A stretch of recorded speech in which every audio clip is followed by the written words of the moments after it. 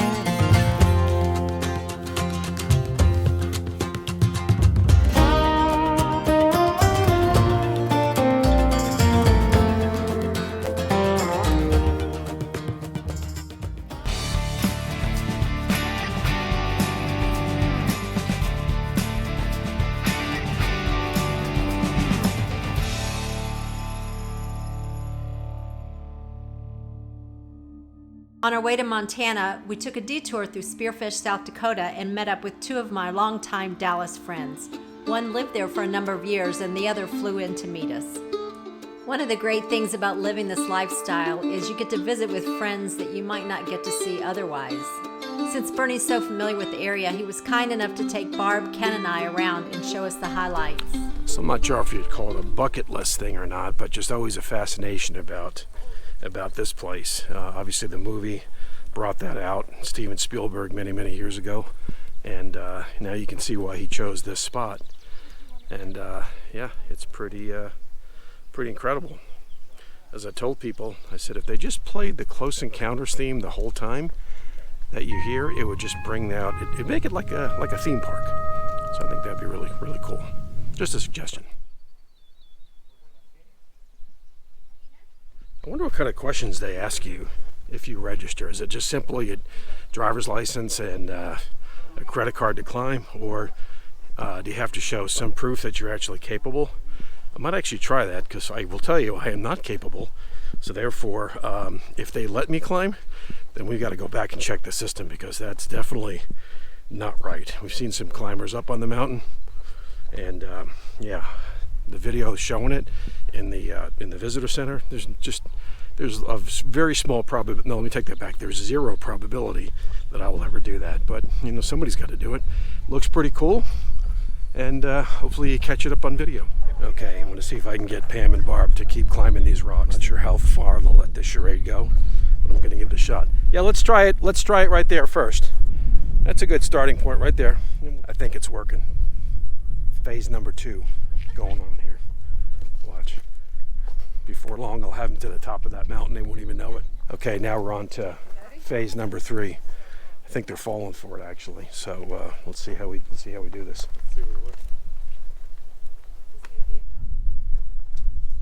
Yeah, just a little bit further. If you can go just a little bit further back, that'll make a really good shot. No, it won't. It's a horrible shot. We're too close to the tower. Can you find a rock there? Can you find a rock to stand up on?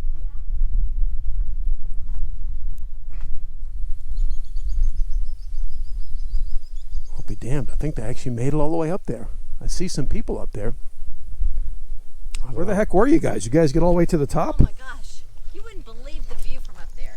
Yeah, it was a little dicey, but we did it. Did you get any pictures, or is that a... No, I couldn't. Are you kidding? I didn't let go of anything for a second. I left my phone back down here. That was pretty smart. Well, leave a comment below if you guys have ever climbed Devil's Tower, because as I told you before, I'm not going to do it, but these two brave women right here may have actually done it. And that's the operative word, may have actually done it. What do you think? Leave a comment below. Known as Bear Lodge to the Native American Indians, in 1875 an expedition misinterpreted the name and renamed it to Devil's Tower.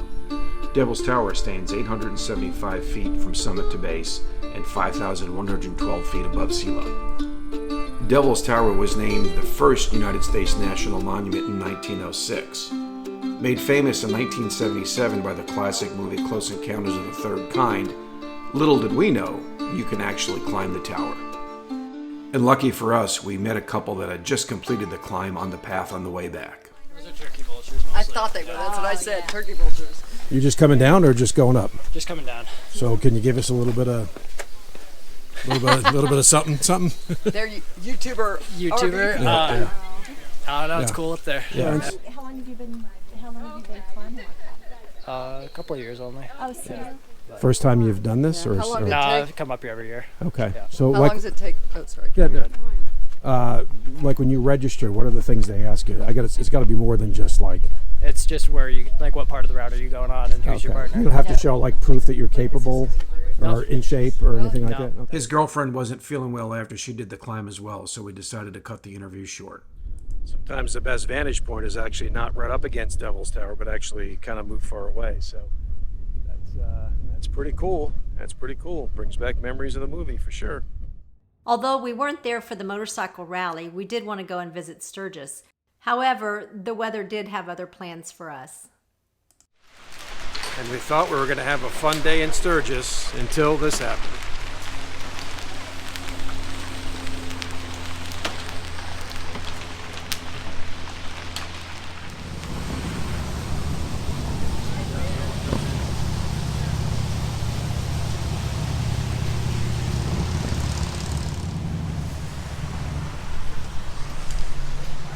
Come to Sturgis, they said. It'd be fun, they said. And then it wasn't. Gosh, imagine if we were on a motorcycle. That'd be awful. Oh yeah, that would not be good. The Spearfish Canyon Scenic Byway is a 19-mile beautiful drive with hikes and waterfalls abounding on either side. About 2/3 up this road, you'll find Forest Road 222. This contains several scenes from the movie Dances with Wolves. Further up the road, you'll intersect with Highway 85. If you take Highway 85, that'll take you to the famous towns of Lead and Deadwood. We decided to stop and hike the famous Devil's Bathtub hike. Bathtub? Is that it? Devil's Bathtub? Starting to think the Black Hills are haunted. There's a lot of devil stuff. Devil's Tower, Devil's Bathtub. Devil. The devil? The devil himself. All right, so we took the easier route around the water. Did not take that route. They were taking that route. We did not take that route.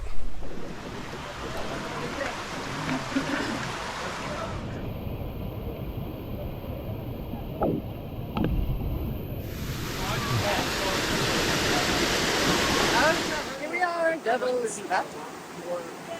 Devil's bathtub. Yeah. Huh? Devil went down to Georgia, Yeah. So we're in South Dakota. South Dakota. He must have made it here too. All right. As we left South Dakota, we wanted to make another detour and stop in Sheridan, Wyoming on our way to Montana.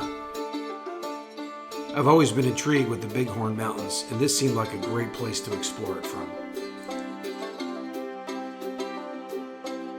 We stayed at Peter D's RV Resort right in Sheridan. It's incredibly convenient right off of I-90. Peter runs a very, very tight ship there, and the bathrooms are probably the cleanest of any place I've ever seen. Don't be surprised when you show up if you get a Bud Light and fresh produce from the garden they have right in the middle of the RV park.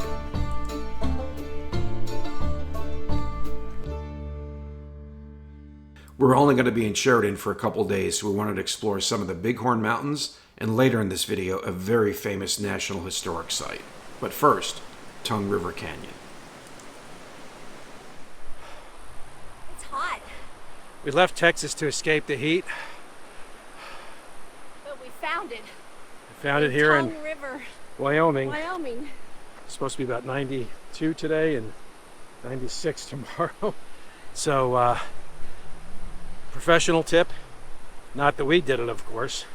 Start these hikes early, not lunchtime, because yeah, it makes it a little tougher, and we got some clouds building. Maybe we'll see. Keep an eye on that. But that's where we came from, back there, if you can kind of see it. And we got a lot more to go up this way. So this is pretty cool right here. You got the river down below us that way, but then you have this rock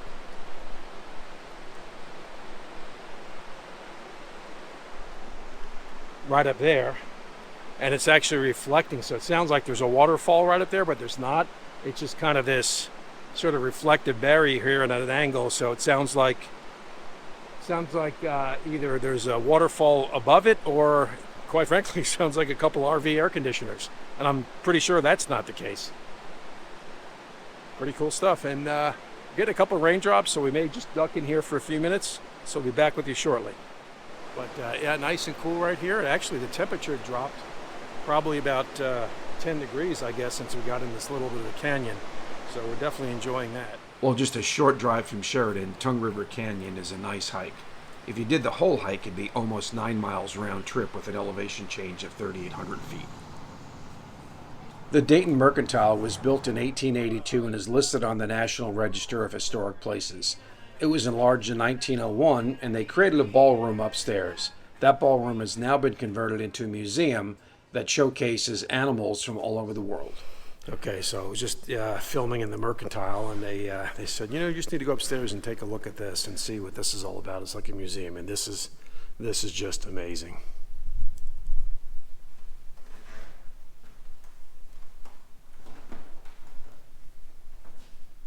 You got that guy.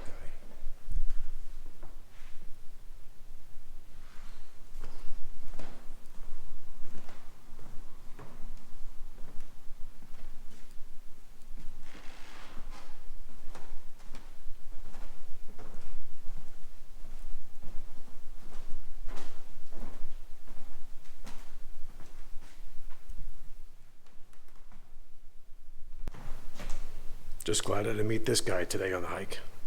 On June 25th and 26th of 1876, the Battle of Little Bighorn took place here. This is formerly known as Custer's Last Stand, where 200 of Lieutenant Colonel George Custer's men fell to a superior force of 2,000 Lakota, Northern Cheyenne, and Arapaho warriors. Straight ahead. Okay. Am I being filmed? Yes, you are. Is that okay? Yeah, that's Oh, fine. good. Thank you. Welcome to Little Bighorn. Thank you. Thank you. Always wanted to go ever since I was a kid. So I'm first glad time. you made it. First You're time going to have a great time. There's tons of stuff to see and do here. Okay, first thing, a visitor center, is that first Visitor thing? center, straight up? ahead. Okay, great. Thank you. Thank you. You guys have a safe trip. Thank you. What you looking at, Ken? Did we get a little bit of damage along the way to Little Bighorn? 61 and a half years old.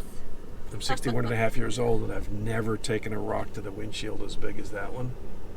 So Little Bighorn entrance fee is $20. New windshield, $500 deductible. So probably the most expensive RV day we've had, even sailing and doing everything else we've done. Oh well. It could be worse. Just remember that. I guess the tour of, at least for me anyway, childhood, interests and fascinations and sort of bucket list things was we did Mount Rushmore, and then we are now doing another one of those, which I wouldn't call it a site of inspiration, maybe a site of desperation, but just something I've always wanted to do as a kid. Like I said, always been fascinated. Were you fascinated with this place as a kid? No, Or did not you- so much. Yeah, I guess it's a guy and a girl thing. Men are more fascinated with these types of events and monuments. But we'll show you what we're talking about in just a second here. So on June 25th, 1876, Lieutenant Colonel Custer and his men took their last stand on this hill. And if you look down here in the vast valley, that's where the Indians started their battle. And there's a whole other part of the history that many people don't know, and there's some other U.S. cavalry men that were killed in other skirmishes out across there, and we'll show you those as well. But this is where Custer and his men took their last stand, and they shot their horses to provide cover, because there was really no natural cover here, as you can see. And these gravestones are actually erected in the place where the individual soldier actually fell. So just very, like I said, not inspiring, but very humbling to see what these men went through. And of course, what they went through in terms of the Indian Nation and how that all transpired. But yeah, desperate times, I'm sure, but they had a good vantage point. They just were surrounded by several thousand Indian warriors, and they just did not have enough men. And about 40 or so men died up here, including Colonel Custer, and I think an overall 200 and some odd men, cavalrymen, perished, along with obviously many, many Indians. So this is the site.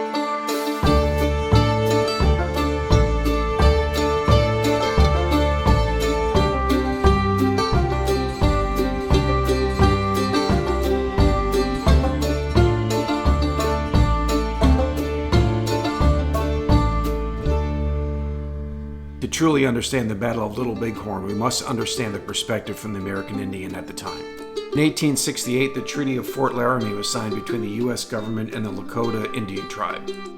With tension rising between the United States government and the Lakota Indians, in 1874, gold was found in the Black Hills.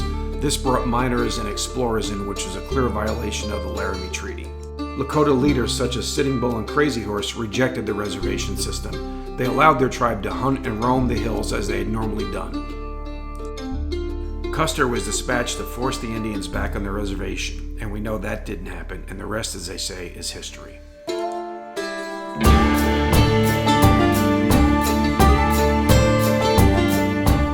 South Dakota is an amazing state, and we had a fantastic visit there. Now it's time to head to Montana. If you enjoyed the video, please hit that like button. And if you enjoyed the rest of our content, please consider subscribing to the channel.